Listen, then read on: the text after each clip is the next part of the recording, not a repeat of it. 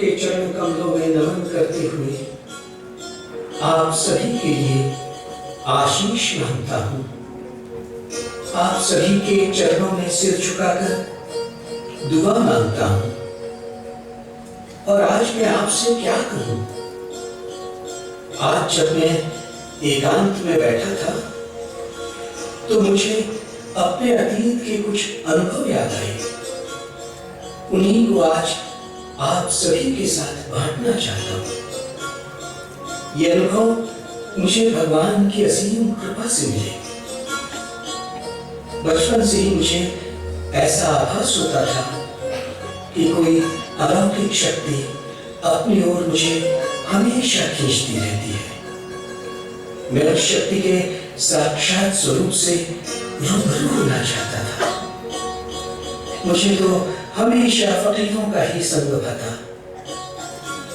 College का प्रथम वर्ष जैसे ही मैंने पूर्ण किया, मेरी माँ मुझे शादी के बंधन में बांधने के लिए जिद करने लगी, क्योंकि वो जानती थी कि मैं एक फकीर बनना चाहता था।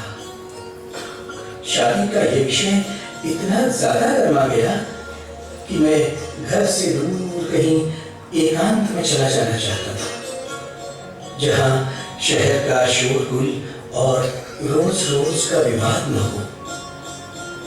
एक दिन हमारे एक दूर के चाचा हमारे घर पधारे। कोई है घर में? अरे वरान, ओ वरान, सुना है आपका बेटा बहुत बड़ा आदमी बन गया है। वो बड़ा बड़ा प्रोफेसर बन गया है। उसको बड़ा बंगला मिला है और बड़े नौकर चाकर मिला है।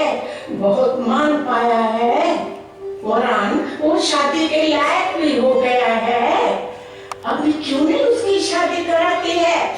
बहू आएगी, तेरे को खाना पीना अच्छा देगी, पाँव दबाएगी, गरम गरम रोटी देगी, फिर तो नन्हा मुन्ना पोता भी आएगा आपके गोदी में। सच? क्या आज मेरा वो सपना पूरा होगा? देर किस बात की है?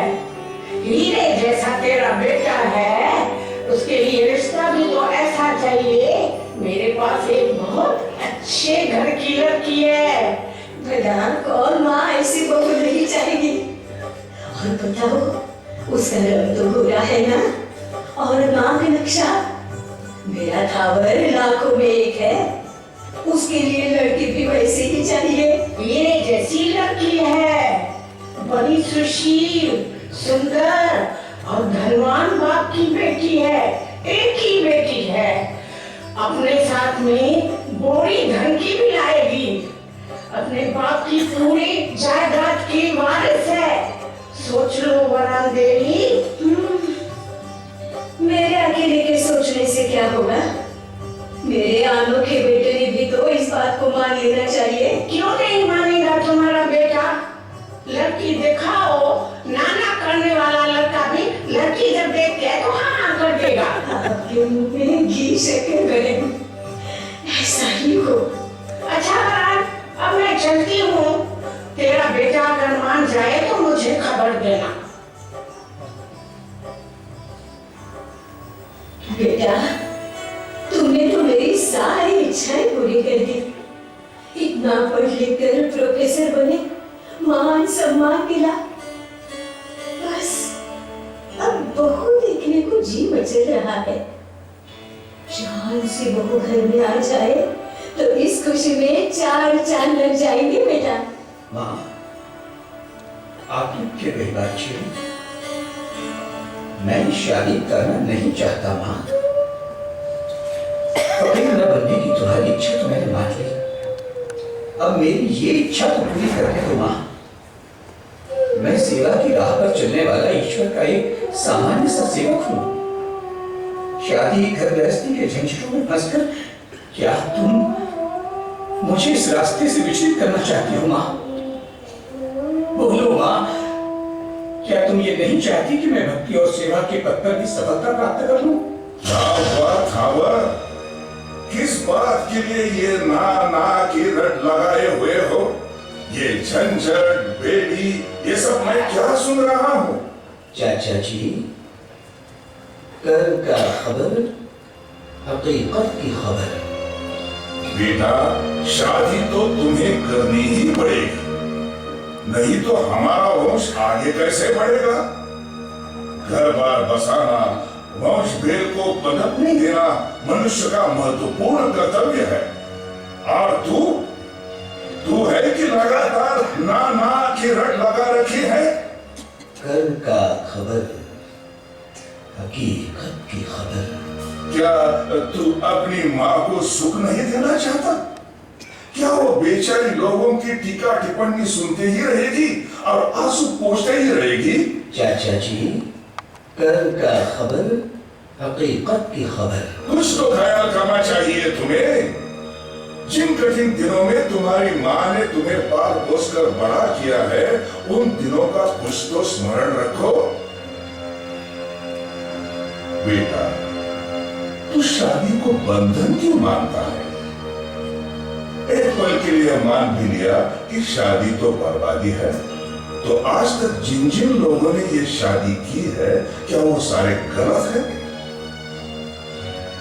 तुम्हारे माँ पिता की शादी, तुम्हें इस संसार में लाना, क्या ये सब फिजूल है? गलत है?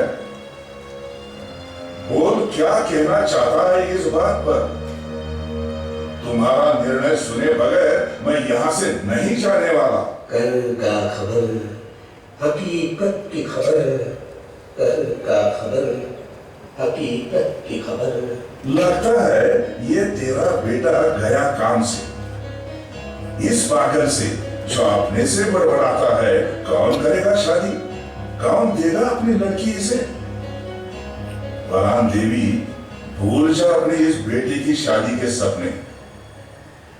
कर का खबर, हकीकत की खबर। सचमुच इस तरह पागल बनकर ही मैं इस झमेले से छुटकारा पा सकता हूं। अब यहां से दूर जाने की बात ही सोचनी चाहिए, नहीं तो मैं माया मोह रूपी मकड़ी के इस जाल में दिनों दिन उलझता ही रहूंगा।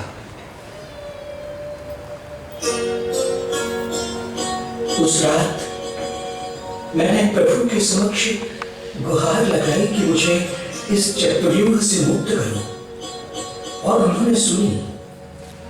ईश्वर ने मेरी प्रार्थना सुनी और दूसरे ही दिन कलकत्ता के विद्यासागर कॉलेज से प्रोफेसर की नियुक्ति का तार मिला।